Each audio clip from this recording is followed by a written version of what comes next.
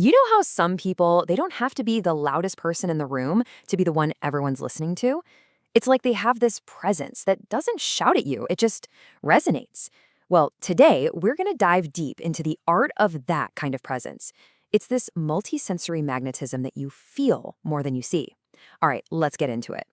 And this single line, this is pretty much the core philosophy right here. See, it's not about fighting for the spotlight, not at all. It's about becoming that calm, certain center of gravity that attention just naturally finds its way to. And look, that's not some exaggeration. It's a real skill. Think of it like a kind of calibration that actually changes the atmosphere around you. And in this explainer, we are going to break down exactly how that works. So this concept actually has a name, Qhiyavelara. I mean, what a great word, right?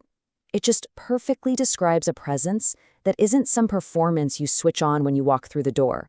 It's more like an enveloping field, almost an aura that surrounds you and pulls people in, instead of just, showing up. Okay, and this is where it gets really interesting, because we need to draw a line in the sand here. We're talking about magnetism, not charm. Charm is an active performance, right? It's scattered energy trying to win attention for a moment. Magnetism, it's the complete opposite. It comes from deep inside, from composure. The energy isn't scattered, it's contained. The goal isn't to perform, it's to emanate. And that's what creates that real, natural gravitational pull. So, how do you actually weave this presence? Well, it's not just one thing. It operates across 5 different channels, all at the same time. And when they work together, they create this layered effect that's pretty much impossible to ignore. First up, there's what we call visual gravity. And listen, this has nothing to do with flashy clothes or big dramatic gestures. It's all about physical certainty. Think about it. A solid posture is your anchor. Being still communicates incredible power because it shows you are completely unbothered. Every single move you make is deliberate, it's efficient, and it signals you have a purpose. Okay, channel number 2, the texture of your voice. And I want you to forget about being loud. It's all about tone, a slower pace, a slight vocal drop at the end of a sentence. Our brains are wired to read those cues as authority and calm. And those intentional pauses, man, are they powerful. They create space, they create tension, and they pull people in, making them really lean in and listen. All right, the third channel is how you command your space. I mean, literally the space around your body. People with this kind of magnetism, they just occupy their territory calmly. They're not shrinking away, but they're not getting in your face either. It's this careful calibration, this restraint in how you physically exist. And let me tell you, it's a super subtle but really potent form of power. Now, this next one, this is absolutely crucial. The fourth channel, your emotional temperature. The real question is, can you hold a steady internal state?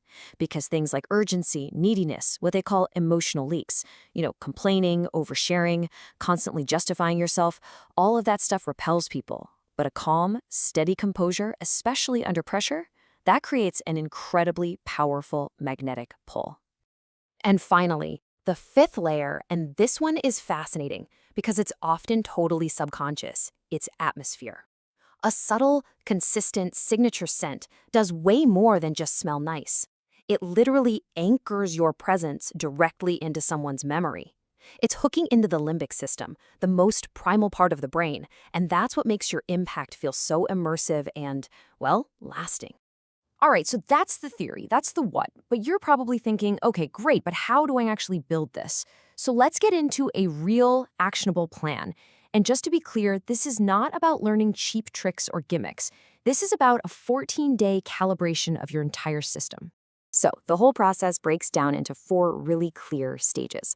Step 1, you just reset your physical baseline. We're talking posture, stillness, your gaze. Step 2, you master your voice, slowing it down, dropping the tone, and killing all those filler words like and Step 3, you learn to contain your energy. You audit those emotional leaks and practice a more neutral expression.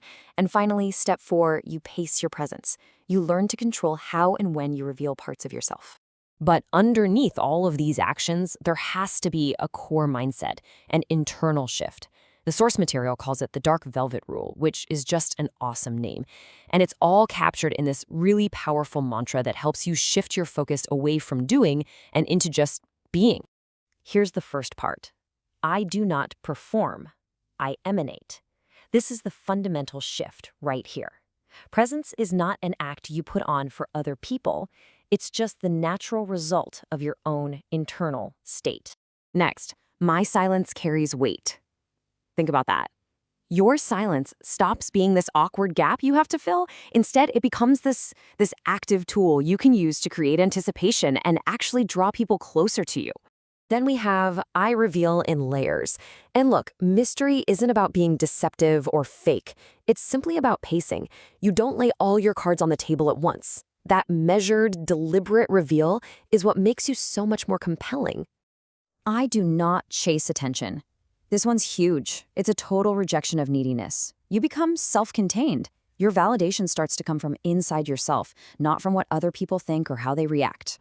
And this last part, this is the natural consequence of all the others. Attention reorganizes around me. It's brilliant, right? Because when you finally stop chasing it, the whole dynamic of the room just shifts. Attention naturally starts to orient itself around your calm, steady center. Okay, so how do you even know if this is working?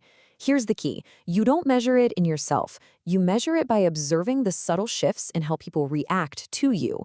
So let's look at a few of the key indicators you can watch for. First question to ask yourself, do people physically lean closer when you speak? I mean, this is a literal physical sign of engagement. It means they're being pulled into your space, unconsciously trying to get closer to the source of that calm energy. Here's another one. Do they lower their volume around you?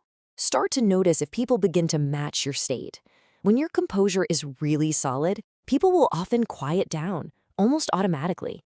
They start syncing with your energy instead of trying to compete with it. And what about this? Do they mirror your pacing? I mean, do people stop interrupting you all the time? Do they actually slow down their own speech when they're talking to you? If they do, that is a crystal clear sign that you are the ones setting the rhythm of the interaction. And finally, this might be the ultimate test. Ask yourself, are you reacting less while others are reacting more? When you get to this point, you've become the calm anchor in the storm. You're no longer just reacting to your environment, the environment is now reacting to you. So in the end, this kind of magnetism, it's not some magic gift you're born with. It's not a random trait. It's a craft. It is something that is intentionally woven together from your posture, your voice, your energy, and your stillness. And that leaves us with the most powerful idea of all. You're the one in control. You are the one doing the weaving. You are the loom.